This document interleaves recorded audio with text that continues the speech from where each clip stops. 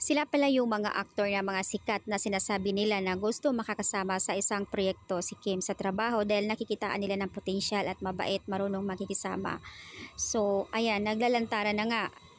Nakakaloka lang kasi sa daming mga sikat na aktor na gustong makasama sa isang proyekto si Kim at si Pao lang talaga yung tinadhana. Inamin naman din ni Pao na nagiging crush niya noon na matagalan niyang gusto makakasama si Kim. Hindi lang talaga napagbigyan sa paglipat ni Pao, napunta siya sa ibang artista.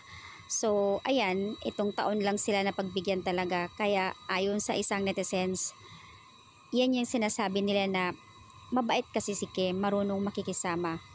At syempre naman, hindi lang yung mga yan na crush. At gusto din nila makakasama talaga dahil alam nila na magaling, mabait. Basta ako ang masasabi ko lang talaga ay napakaswerte ni Paolo Avellino kay Kim Chiu.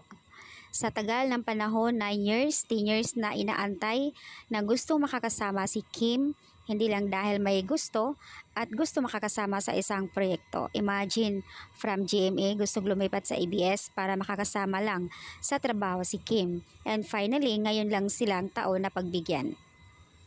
At isang aktor, sikat din na gustong makakasama sa isang proyekto. Si Alden Richards, isa din niya na gustong makakasama si Kim. So, hindi pinagtagpo. Hindi lang yan yung mga aktor na gustong makakasama si Kim na nagiging crush din nila. Ayan, si Jake Ejercito, matagal na rin yan. Si Sam Concepcion. At yung isang champion na sa racing car, si Marlon Stocking. Ayan. At latest lang, itong si attorney, tinatawag na si Oliver na talagang nagtungo pa sa Showtime para lang magbigay motibo at manliligaw kay Kim. At may sinasabi pa silang isang billionaire na manliligaw kay Kim kung sino pa iyon. Sa dami-dami nila na gustong makakasama si Kim at hindi lang yon, nagiging crush pa nila.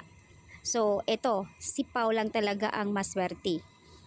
At syempre bukod sa may gusto kay Kim na nagiging crush nila na gusto makakasama sa work at may mga nagiging karelasyon ni Kim noon. Maliban sa karelasyon na si Kim Emerald and si Yan Lim. Kaya ganito na lang talaga ka swerte si Kim. Siguro nga nakikita nila dahil mabait at hindi lang magaling na artista, mabait, marunong makikisama. Kaya nakikita nila yan kay Kim, kaya siguro gustong gusto din nila na makakasama sa trabaho.